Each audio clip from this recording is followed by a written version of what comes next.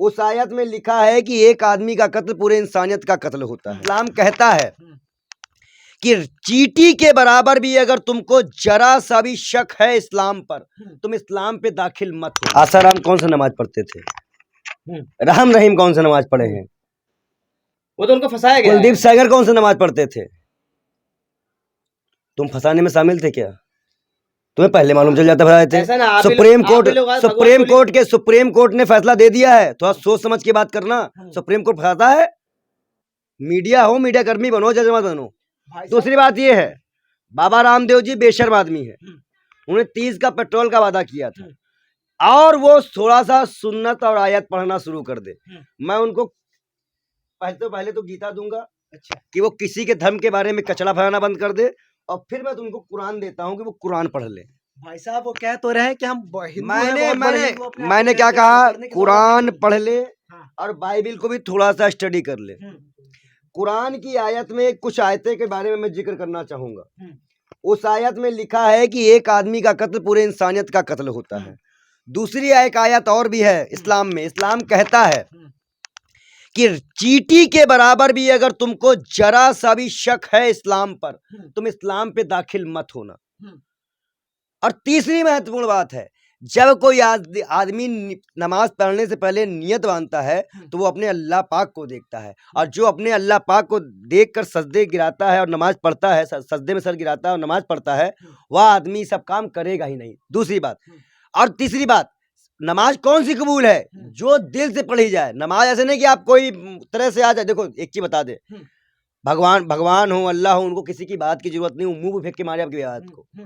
वो दे देख, वो ये भी कहते हैं कि तुम मेरी अल्लाह की बात करो, तुम कमा कैसे रहे हो, तुमने इस्लाम की सुन्नतों को माना कि नहीं? खाली नमाज पढ़ के नमाजी बढ़ जाने वालों को उन्होंने इस्लाम में दखल किया। उठा ले जा रहे हो। कौन? बाबा कहते हैं तो जो एक्स्ट्रा सर्विस मांगा था भाजपा का नेता, वो नमाज पढ़ता था क्या? अरे यार तुम ये जिलों का नाम चेंज करवा रहे हैं। मुख्तार अब्बास नकवी का नाम चेंज करा दो, सलमान हुसैन का नाम चेंज करा दो, सबका साथ सबके विकास की बात करते हैं। मैं क्या कर रहा हूँ? मैं अच्छा ही बताओ, बाबा रामदेव का इस वक्त राजस्थान चुनाव में ये बयान देना क्या हद तक जायज है? बेशरम 30 की पेट्रोल की बात कर, धूर्त 30 की पेट्रोल की बात करे। देखिए आप सब एक चीज ध्यान दीजिए, ये वही बेशर्म है जो नंगा घूमे थे, सलवार पहन के भागे थे, और हम इनको ये दे रहे हैं। देखो हमारी तरफ से ये है, बाबा को जूता मारेंगे, यही है इनके हाल। एक बाबा दूसरे बाबा को जूता मारते हुए अच्छा लगेंगे? अच्छा ये बताइए, संत के नाम पे कलंक है आप सुनिए, आप उस संत की बात करिए, वो जनता के हित की बात करिए। जनता की हित की बात 14 में की थी, रामलीला मैदान में आए और 30 का पेट्रोल की मांग करे, हम इनके साथ समर्थन देंगे। महामारी में कोरोनिल बनाए देश की जनता। कोरोनिल अगर कोरोनिल की सही जांच करा दी जाए तो ये फ्रॉड करके इसमें अंदर चले जाएंगे। ये अडानी के केस को दबाने की साजिश है। अडानी भागने वाला है, और अडानी की सही से जांच करा लो। भाजपा के केंद्रीय मंत्री और खुद प्रधानमंत्री जेल जाने जाएंगे। पूरी दुनिया को योग सिखा रहे हैं आप, करो कि वो ये ढोंग सिखा रहे हैं। डांस करना ढोंग नहीं होता। बिना कपड़ों की लड़कियां अच्छी लगती है बेशरम को? हट, कैसी बात करते हो? बिना कपड़ों की इनको लड़कियां अच्छी लगती हैं?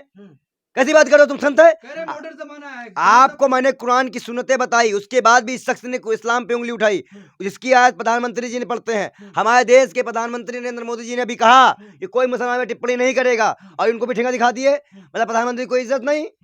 ये है कौन? 2 कौड़ी का बेढंगी आदमी। क्यों नहीं होती है? अब मोदी फैन है और मोदी से दोस्ती है तो क्या ही गिरफ्तारी। आप अभी कह रहे हैं मोदी जी की बात नहीं मानते, वो अभी कह रहे हैं मोदी का फैन। हाँ लेकिन अब आई लव यू वाला सिस्टम है भाजपा में इनका, तो कैसे ही हो सकता है। अच्छा, वो बड़ा आरोप लगा रहे हैं बाबा पर। बाबा कुत्ता है भाजपा का। भाजपा कुत्ता, बाबा जो है कुत्ता है भाजपा का। आप संत होकर ऐसी बात कर रहे हैं, आपको अच्छा लग रहा है? आप मान बैठ, काहेगा बाबा, काहेगा बाबा भाई, काहेगा बाबा? ढोंगी वो, व्यापारी वो, लुटेरा वो, फंड लेता वो। कभी गरीबों के लिए भी अपनी प्रोडक्ट सस्ते कर दिया करो। ये लोग वही लोग हैं ना जो 30 का पेट्रोल दिला के, बड़े बड़े सपने दिखा के इन जालिमों को लाके बैठा दिया, जिन्होंने हिंदू से व्यापार कर रहे थे, बड़ा व्यापारी बन गए। बाबा के भी 23% शेयर गिर गए हैं। जरा ध्यान देना, गुल खिले गुलशन खिले, गुल की बारी है, सबके पत्ते खुल चुके, अब इन चोरों की बारी है। उनके भी 30% गिर गए हैं। बाबा चोर नहीं, डकैत है। चोर तो सोचो बोल दिया, डकैत बोलो उनको। आप लोग एक चीज चुप रहिए, ओ पत्रकार महोदय चुप रहिए। आप राम रहीम को संत मानते हो, लौंडा आया है बागेश्वरम बाबा, वो हमको सिखाएगा हिंदू धर्म। 4 पार तुम्हें तमाशे दिखा दिए हो गया। जब जोशी मठ के महामंडलेश्वर ने उनको चेतावनी दी, उनको कहा, चैलेंज किया कि आओ जहां जहां दरार है उसको भर दो, तब चमत्कार कहाँ गया था? बॉर्डर पे चले जाओ, महंगाई कब कम होगी ये बता दो। हम भी संत हैं, हमें पूजा रखते हैं, हम तो हिंदू गीता कुरान बाइबल हम भी गीता पढ़ते हैं, हमारी भी दिव्य शक्तियां हैं, हम भी हाथ देख सकते हैं, हम भी बता सकते हैं, लेकिन इसके लिए कोई चार्ज नहीं होता, कोई पैसा नहीं लिया जाता। आप मोटा मोटा पैसा लेते हो, करोड़पति हमारे पर अरबपति बन जाते हो। बाबाओं का काम है मोह माया का त्याग देना। आप मेरे निवास पे आए हो, कैमरा घुमाओ मेरे निवास पे कि मेरे पास ऐसी कौन चीजें हैं जो मुझे मोबाइल के अलावा जिससे मैं एंटरटेनमेंट कर सकूं। इससे ये लोग बड़ी बड़े कार लेके चलते हैं, इनको शर्म आती है? ये बाबा है। अरे आप सिर्फ हिंदू धर्म बनाने की बात कर रहे, सनातनी कहे सनातनी यहाँ पे।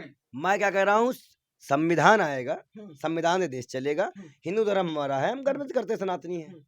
आज पूरा प्रोटेस्ट चल रहा था, आपको होना चाहिए था ना। देखिए एक चीज बता दे, बकवास की प्रोटेस्ट में हम शामिल नहीं होंगे। अंकिता भंडारी भी सीधे की बेटी, जब भाजपा के लोग कोई काम करते हैं तो ये लोग मर जाते हैं। ऐसे बेवकूफों का साथ हमें नहीं है। हमें देश में एकता, हमारे लिए हिंदू मुस्लिम सिख ईसाई, हमारे लिए ये तीनों किताब एक है। अब इसका मतलब आप समझ जाओ। तो ये हिंदुस्तान, ये सुनिए, ये हिंदुस्तान है, गीता कुरान बाइबल यही हिंदुस्तान है, और हम इसी की मांग करते हैं।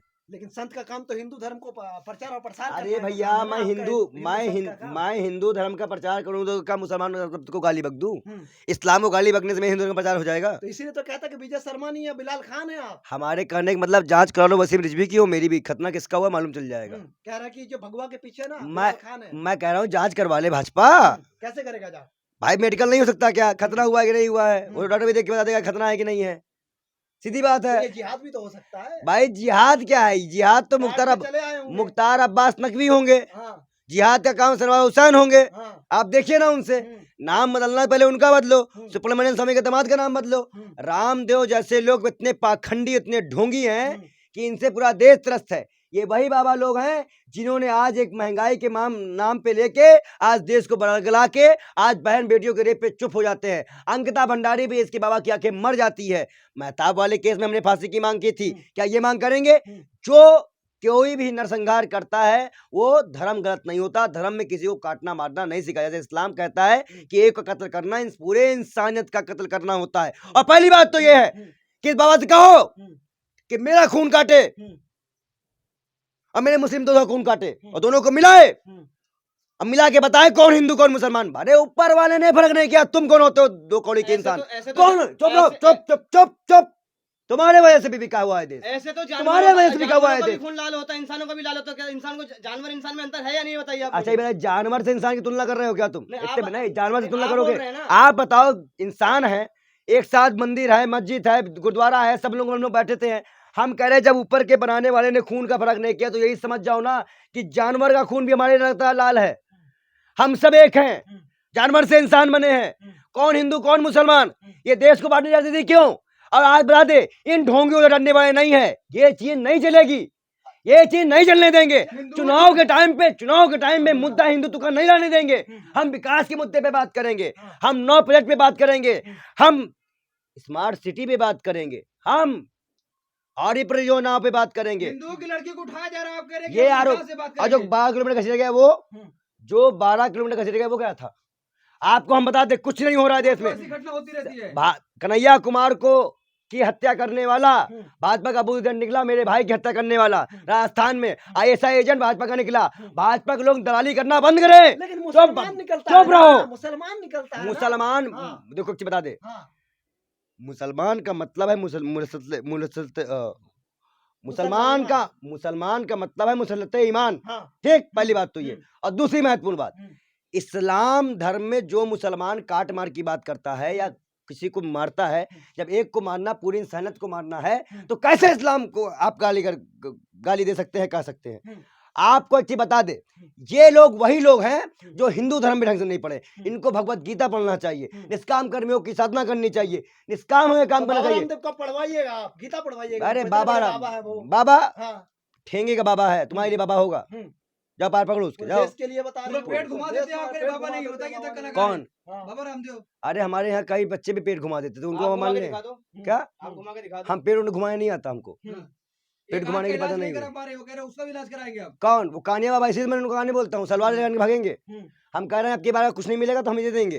अब कुछ कपड़ा नहीं बचेगा उनके, धरना देने आ जाओ, आओ बीजेपी के खिलाफ। ये लोग भाजपा को जिताने की साजिश है, मोटी फंडिंग दी गई है, इन लोगों को आगे किया गया है। अडानी देश छोड़ के भागने वाला है। हम जनता से अपील करते हैं कि वो सरकार से मांग करे कि उसका पासपोर्ट जब्त हो। और दूसरी महत्वपूर्ण बात है, आप लोग ध्यान दीजिए सभी पत्रकार महोदय सामने, प्रधानमंत्री पूरी तरह से अडानी को बचा रहे हैं।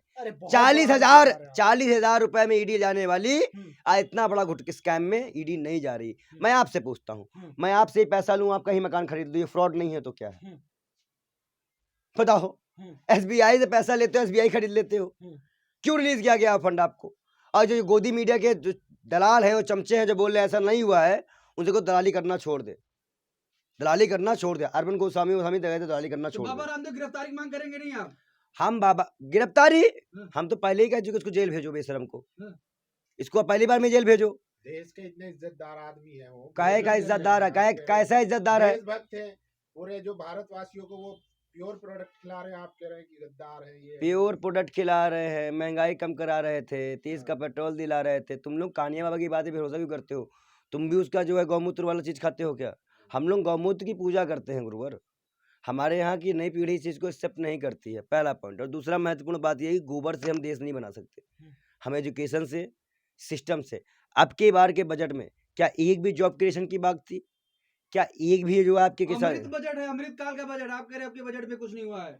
पत्रकारिता करे हो कि लपड़ धोने वाली बात करे हो? क्या करे हो? बताइए हाँ, अमृत काल का बजट मैं आया आपसे है, पूछ रहा हूँ पत्रकारिता, आप बजट पे सवाल उठा रहे हैं। कितने जॉब, इनकम टैक्स कम कर दिया गया है। आप ये बताइए कितने लोगों का जॉब क्रिएशन की बात है? आपको पता है 40,000 लोगों का जॉब अमेरिका में छूट चुका है। अब विदेशी कंपनियों ने भी जॉब छूटना शुरू हो गया है। मेरे एक IRS अफसर हैं, उनके भतीजे की नौकरी अमेरिका से छूट गई है।